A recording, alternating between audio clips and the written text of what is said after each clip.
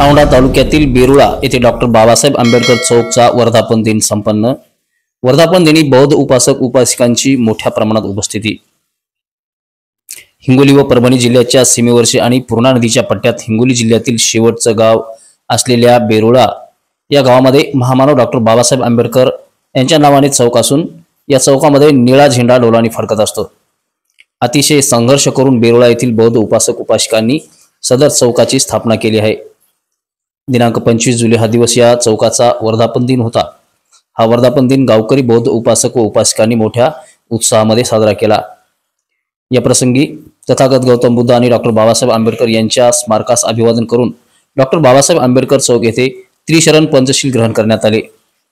यावेळी रिपब्लिकन नेते दिनेश हनुमंते, भीमशक्तीचे जिल्हा अध्यक्ष प्रमोद कुलदीपके, प्रजाशाहीचा आवाजचे संपादक वैभव धबडगे, रिपब्लिकन युवा नेते राहुल घोडके, साहेबराव काशिदे, दिनेश खाडे आणि ऑल इंडिया पॅन्थर संघटनेचे औंढा तालुका अध्यक्ष मिलिंद जोंधळे इत्यादी मान्यवर उपस्थित होते।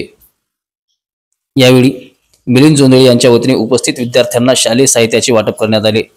कार्यक्रमाचे सूत्रसंचालन भीमशाहीर गौतम इंगोले यांनी केले, तर आभार साळवे यांनी मानले, तर प्रास्ताविक वैभव साळवे यांनी केले।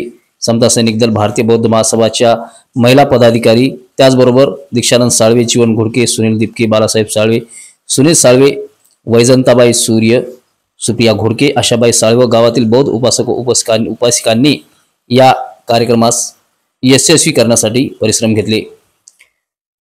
प्रतिनिधी भगवान जाधव, वसमत, हिंगोली।